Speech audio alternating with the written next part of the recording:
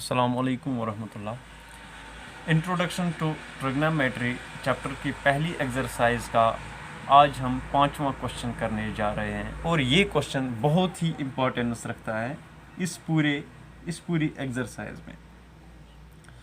Question में हमें एक इशारा दिया गया है कि सेक थीटा, ठीक, थीटा न हमें ए दिया गया है न बी न सी, सेक थीटा का वैल्यू हमें दिया गया है 13/12 और हमसे क्या पूछा जा रहा है, calculate all other trigonometric ratios, जितने भी बाकी बचते हैं, यानी 6 में से 5 बचते हैं। कौन कौन बचता है? अगर हम सेक थीटा के बगैर जितने भी ट्रिग्नोमेट्रिक रेशोज है वो है sine theta, cos theta, tan theta, पहले 3 और इसके बाद इनके रेसिप्रोकल्स यानी कॉजेक थीटा और सेक थीटा तो ऑलरेडी दिया गया है, कॉस का अपोजिट, एंड कॉट थीटा जो कि टेन का रेसिप्रोकल है। तो ये 1 2 3 4 5 ये 5 ट्रिग्नोमेट्रिक रेशोज हमें सिर्फ इस बुनियाद पर निकालने हैं कि सेक थीटा का वैल्यू हमें दिया गया है और हम जानते हैं कि सेक जो होता है वो होता है कॉस का अपोजिट। सबसे पहले हम ये बात समझ लें। और कास का रेसिप्रोकल होने की वजह से, चूंकि कास का वैल्यू बेस बाय हाइपोटेन्यूज होता है, तो इसका मतलब क्या हुआ, सेक का वैल्यू जो होगा वो होगा हाइपोटेन्यूज डिवाइडेड बाय बेस। कास का वैल्यू बेस बाय हाइपोटेन्यूज होता है और सेक का वैल्यू क्या होगा, हाइपोटेन्यूज ओवर बेस। और जब हाइपोटेन्यूज और बेस होगा 13/12, इसका मतलब कि अगर हाइपोटेन्यूज 13 है तो बेस होगा 12, ठीक है। तो अगर हम एक ट्रायंगल लें, let this be a triangle, इसमें हमें 2 साइड्स दिए गए हैं, बेस है 12, let this be base, let this be theta, ठीक। हमें इसमें ए बी सी वगैरह लिखने की भी ज़रूरत नहीं है और अगर हम लिख लें भी, let this be A, it be B and it be C, let it be triangle A B C. इसमें हमें जो हाइपोटेन्यूज भी दिया गया है दैट इज़ 13। अब सबसे पहले जो हमारा परपेंडिकुलर है वो हम देख लेंगे हमें कितना मिलेगा, ठीक। चूंकि सेक ए का वैल्यू दिया गया है तो हमें 2 साइड जो मिले वो मिला हाइपोटेन्यूज और बेस। इसका मतलब सबसे पहले हम देखेंगे कि परपेंडिकुलर का वैल्यू क्या आएगा। परपेंडिकुलर इस ट्रायंगल में है, ये हम एज्यूम करते हैं, let A B C B at triangle right angled at B, ठीक। अगर हम इसमें देखेंगे थीटा यानी एंगल ए, जो हमें थीटा ये हमने ए के पास रखा, तो इसका मतलब क्या हुआ, सेक ए या सेक थीटा ये हम पहले लिख लेंगे, सेक थीटा का वैल्यू क्या होगा इस ट्रायंगल में, वो होगा हाइपोटेन्यूज और बेस, और इसमें जो हाइपोटेन्यूज है that is A C by base that is A B, ठीक। और A C by A B का वैल्यू हमें क्या मिला, 13/12।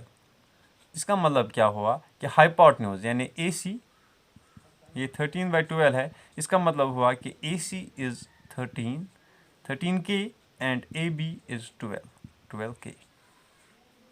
ए सी इज 13 क्योंकि यहाँ पे बोर्ड दिखाई नहीं दे रहा है, and A B is equal to 12, ठीक है। तो अब हमें ये 2 वैल्यूज मिली, तो सबसे पहले जो हमारा काम होगा वो होगा to find out the value of B C, ठीक है ना। बी सी को आज हम ढूंढ के ही रहेंगे। तो इस ट्रायंगल में अगर हम देख लें, पाइथागोरस थ्योरम अप्लाई करें, ये 13 है, ये 12 है, ये थीटा है, बाय पाइथागोरस थ्योरम, तो ये जो ए सी स्क्वायर है, ए सी square in this triangle will be equal to base square plus perpendicular that is BC square, ठीक है ना। BC हमें ढूंढना है। अब AC का वैल्यू है 13, तो इसका मतलब क्या हुआ, 13 square is equal to AB square that is 12 square plus BC square पता नहीं है, लिहाजा हम BC स्क्वायर ही रखेंगे। अब अगर हम देख लें 13 13 हज़ार 169 माइनस 12 12 हज़ार 144, ये जो 12 स्क्वायर है इसको मैंने लेफ्ट साइड में ला के लिख लिया, it will be equal to B C square, ठीक है ना। इसका मतलब क्या हुआ कि बी सी स्क्वायर का जो वैल्यू है it will be equal to 169 minus 144 that is 25। तो ये हमें मिला बी सी स्क्वायर का वैल्यू।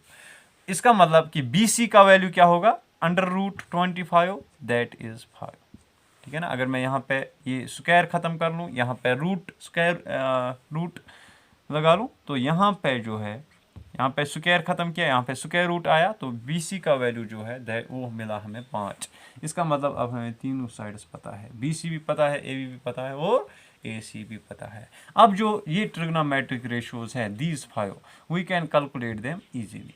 तो सबसे पहले हम देख लेंगे साइन ए का वैल्यू, ठीक, सॉरी साइन थीटा का वैल्यू। साइन थीटा का वैल्यू क्या होगा, some people have perpendicular over hypotenuse. तो इस ट्रायंगल में परपेंडिकुलर कौन है, दैट इज बी सी, और हाइपोटेन्यूज क्या है, ए सी, और बी सी का वैल्यू है 5, हाइपोटेन्यूज का वैल्यू है 13। तो ये मिला हमें sine theta.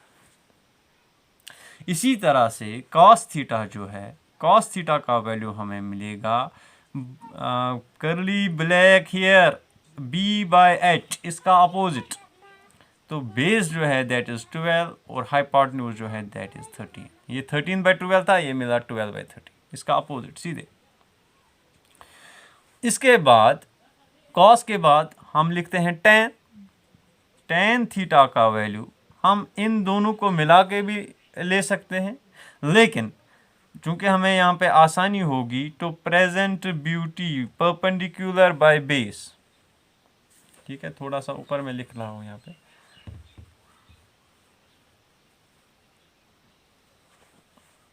tan theta will be equal to perpendicular by base, or perpendicular is BC and base is AB in this triangle, that will be equal to 5/12।